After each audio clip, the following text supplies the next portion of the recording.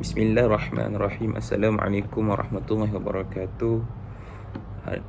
Nama saya Muhammad Azri bin Muhammad Izam, pelajar Fakulti Pengajian Islam dan Kontemporari.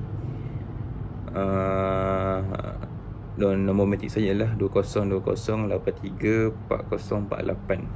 InsyaAllah pada hari ini saya akan membentangkan hasil dapatan kajian dan ulasan artikel kerja khusus akidah Islamiah.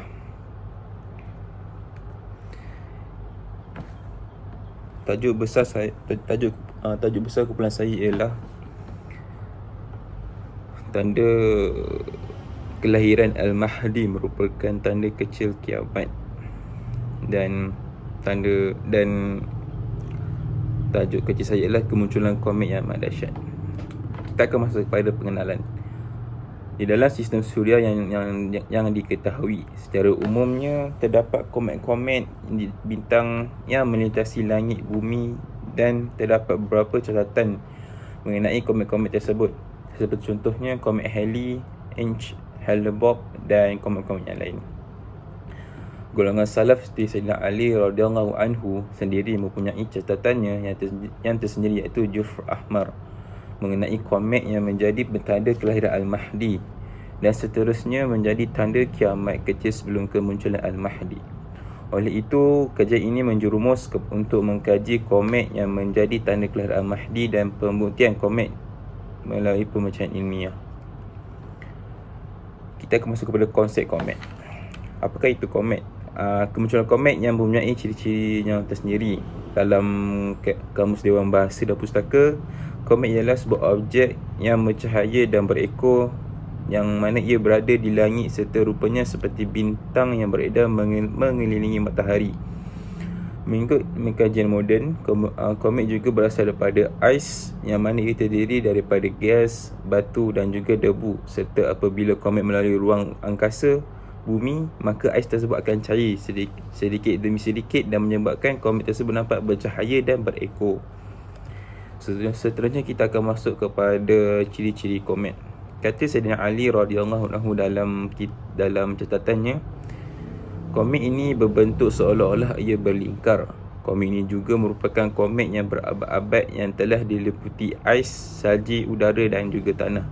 Pada bahagian ekor komet tersebut, ia seperti memanjang dengan kelajuannya seperti cahaya matahari terbit pada waktu fajar, dan bahagian depan komet tersebut bertemu dengan bahagian belakang komet,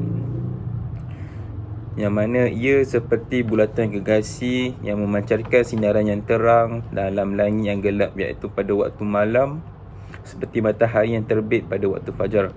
Komet ini juga mempunyai ciri yang tersendiri dan khas, iaitu komet tersebut seperti ia berlingkar, dan juga komet itu juga mendatangkan bencana seperti gempa bumi.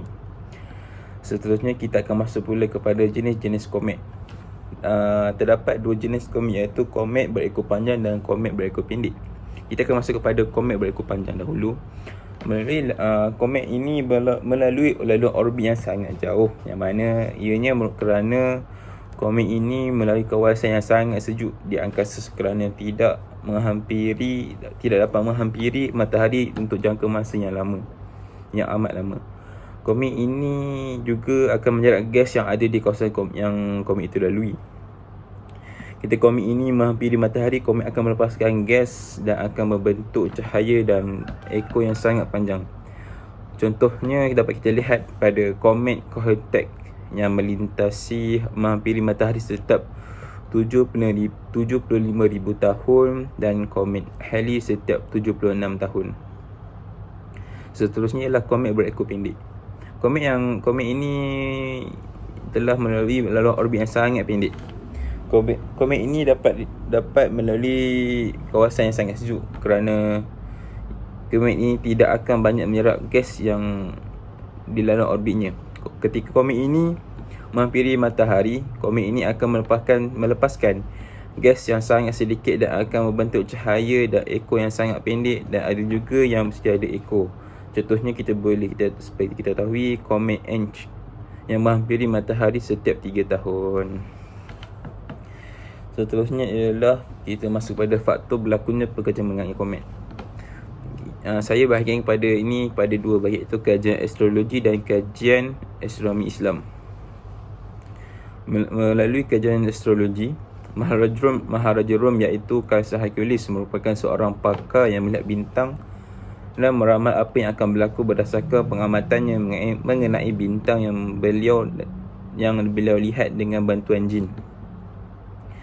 Hal ini kerana sebelum kelahiran Nabi Muhammad SAW, pintu-pintu di langit terbuka dan jin dan syaitan mencuri khabar-khabar yang mereka dengar pada penduduk langit dan memberitahu kepada ahli nujum pada zaman itu. Dan kadang-kadangnya ramalan ahli nujum itu tepat kerana bantuan jin dan syaitan tersebut. Akan tetapi selepas kelahiran Nabi Muhammad SAW, Allah SWT telah menutup pintu langit daripada syaitan dan jin mencuri khabar dari sana. Seterusnya kita akan masuk pada kajian astronomi Islam. Astronomi Islam merupakan ilmu warisan Nabi Muhammad SAW, yang mana ilmu ini mempunyai nama yang lain iaitu Falak Syar'i. Ia merupakan sebuah disiplin ilmu yang amat istimewa, yang mana ia menggabungkan disiplin ilmu fizik, optik, teori matematik, fiqh, usul fiqh, sains angkasa dan beberapa cabang ilmu yang lain. Ilmu ini mengkaji mengenai pergerakan bulan dan matahari, mengenai tentang had-had waktu sembahyang 5 waktu dan juga panduan Nabi Muhammad SAW, mengenai tawajjuh ke Kaabah dalam sebahagian ibadah-ibadah yang dianjurkan, serta dalam mengetahui kedudukan planet-planet di angkasa dalam sistem suria. Seterusnya kita akan masuk kepada perbahasan mengenai teori sains terhadap konsep komet. Dapat kita lihat di sini terdapat beberapa kajian mengenai komet, iaitu kajian mengenai komet Giacobini-Zinner. Komet ini merupakan komet yang menghampiri bumi setiap tahun 6 bulan sekali. Hasil pada kajian ini ialah dapat mengetahui bahawa terdapat unsur-unsur air dan karbon dioksida yang dipenuhi dengan cas elektrik, serta dapat juga diketahui bahawa komet ini adalah sebuah objek bola salji yang mana ia mengandung gas dan debu. Para ahli astronomi secara umumnya memberi tumpuan kepada debu yang berada di komet tersebut. Hal ini kerana mereka berpendapat bahawa sebelum permulaan alam terciptanya sistem suria, debu-debu ini yang telah memenuhi ruang angkasa. Komet ini mempunyai reka bentuk yang hampir menyerupai tanduk dan ia agak membengkok dan sering membelakangi matahari walaupun berada dalam jarak yang dekat. Hal ini kerana tidak balas unsur-unsur yang berlawanan dengan matahari, dan juga apabila komet ini menjauhi matahari, pada ekornya sedikit demi sedikit mulai berkurang sehingga menyebabkan ekor komet tersebut jadi pendek dan hampir tidak kelihatan, dan kadang-kala ekor komet tersebut terbelah menjadi kepada 2 atau 3 bahkan 6 dalam beberapa waktu. Seterusnya adalah kesan beriman dengan kejadian fenomena komet. Yang pertama ialah kita akan merasa rendah diri kepada Allah SWT, kerana Allah SWT lah yang menciptakan alam ini. Seterusnya kesan beriman dengan komet ialah, dengan kejadian komet ini ialah dapat menguatkan iman seseorang kepada Allah SWT. Dan terakhir sekali, kesan beriman dengan kejadian komet ini ialah dapat mengimani Allah SWT adalah sebagai yang maha pemberi rezeki kepada hamba-Nya. Selain itu, kita akan masuk kepada pembuktian komet berdasarkan pengkajian moden, iaitu penemuan komet Swift Turtle. Komet ini telah menghasilkan pancuran meteor besar di langit bumi. Meteor ini juga telah memberi petunjuk mengenai bahan yang ada di dalam komet Swift Turtle. Penemuan komet ini penting bagi ahli astronomi untuk mengenal pasti apa yang dalam bahan komet sebagai kajian mereka dalam meneliti saiz dan pergerakannya di orbitnya. Dan hasil pada pancaran meteor yang menghasilkan penyalaan warna hijau itu menunjukkan komet Swift Turtle mengandungi kuprum. Di samping itu, kita akan masuk pula kepada perbandingan fenomena komet pada zaman kini dengan zaman salaf. Kita akan masuk dahulu kepada zaman kini. Terdapat sebuah penemuan komet yang terbaru, iaitu yang dinamakan C/2020 F3, yang merupakan komet yang ketiga diketemui dalam tahun 2020. Komet ini paling jelas kelihatan daripada 7 komet yang terakhir yang pernah dipertemukan yang mana ia dipertemukan oleh seorang angkasa Rusia, iaitu Ivan Wagner, yang mana beliau melihat komet itu dari stesen angkasa antarabangsa. Gambar komet itu juga diambil pada kali pertama oleh teleskop NASA, iaitu NEWAS Space Teleskop pada tarikh 27 Mac dan akan menghampiri bumi pada tarikh 23 Julai. Walaupun jarak komet tersebut hanya adalah 103 juta kilometer.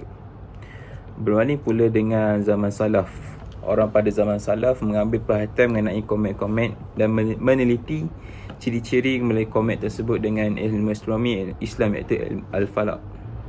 Catatan Sayyidina Ali radhiyallahu anhu juga telah menguatkan lagi bahawa komet itu adalah sebuah komet yang akan muncul di sebelah timur dan terbalik-balik di langit, dan komet itu akan melintasi ke arah barat sehingga seluruh penduduk barat akan menyaksikannya. Oleh itu, saya menyimpulkan kajian ini dengan dapat mengenal pasti bahawa komet yang menjadi tanda kepada kelahiran Al-Mahdi sudah menjadi perbahasan ulama' lagi dari zaman salaf hingga zaman kini, yang mana terdapat banyak pandangan yang mengenai komet tersebut. Pada zaman salaf ada juga golongan yang mempercayai dan tidak mempercayai mengenai hal ini, dan pada zaman kini pula lebih kepada kajian bahan apa yang terkandung dalam komet, mengkaji mengenai jarak komet itu lalui di angkasa, dan juga kesan komet melalui atmosfera dan apa yang akan terjadi. Dan cadangan saya ialah umat Islam perlulah mengimani bahawa fenomena yang pernah berlaku berkenaan komet ini merupakan suatu kejadian yang Allah ingin tunjukkan kepada kita bahawa ia merupakan di bawah penguasaannya, dan semua ini berlaku akan menimbulkan tanda-tanda kebesaran Allah SWT sebagai pencipta alam ini. Komet yang muncul itu juga menjadi salah satu kepada tanda kelahiran Al-Mahdi dan seterusnya menjadi tanda kiamat kecil. Okey, kita akan masuk pula kepada ulasan artikel, iaitu artikel mengenai kajian perbandingan pentafsiran tentang planet dalam Al-Quran dan astronomi moden. Planet mengikut astronomi moden adalah sebagai badan ataupun objek yang tidak memancarkan cahaya dan badan yang mengorbit matahari. Al-Quran yang tulis dalam mazhab sekarang bermaksud bintang, tetapi beberapa penterjemah menafsirkan ianya sebagai planet.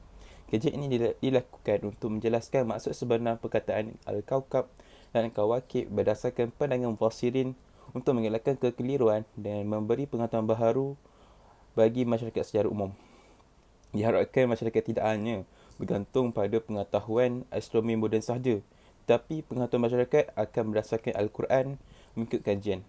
Kajian juga dapat memberi sumber rujukan untuk penyelidikan dan pendidikan dalam bidang astronomi Islam. Apa yang dapat di dalam artikel ini ialah dapat beberapa alasan mengapa lafaz Al-Kawkab dan Al-Kawakib diterjemahkan sebagai planet dan bukannya bintang. Alasan pertama adalah menyatakan bahawa planet dan bintang merupakan dua objek yang berbeza berdasarkan ciri-ciri khusus yang dimiliki oleh kedua-dua objek samawi ini. Alasan yang kedua pula ialah alasan yang dapat dikatakan ialah berdasarkan majoriti pada mufassirin. Walaupun terdapat sebahagian mufassirin mentafsirkan kedua-dua lafaz ini sebagai bintang, namun secara keseluruhannya mufassirin lebih cenderung menyatakan bahawa ianya merujuk kepada planet dengan mengambil kira ciri-ciri fizikal yang terdapat dalam nas tersebut. Justru kajian ini menyimpulkan bahawa lafaz Al-Kawkab dan Kawakib merujuk kepada planet. Lalu terdapat beberapa cadangan yang diketengahkan oleh penulis, iaitu pihak institusi boleh menjadikan infrastruktur yang sempurna untuk membolehkan kajian astronomi Islam berkembang dengan baik dan subur di masyarakat Malaysia dan antarabangsa, yang mana ia merupakan sebuah jalan yang baik untuk perkembangan ilmu astronomi. Yang terakhir sekali ialah pihak institusi juga boleh menanam benih dan menyuntik minat masyarakat pihak Islam di Malaysia untuk mempelajari dan mendalami ilmu astronomi Islam. Sekian daripada saya. Terima kasih. Assalamualaikum.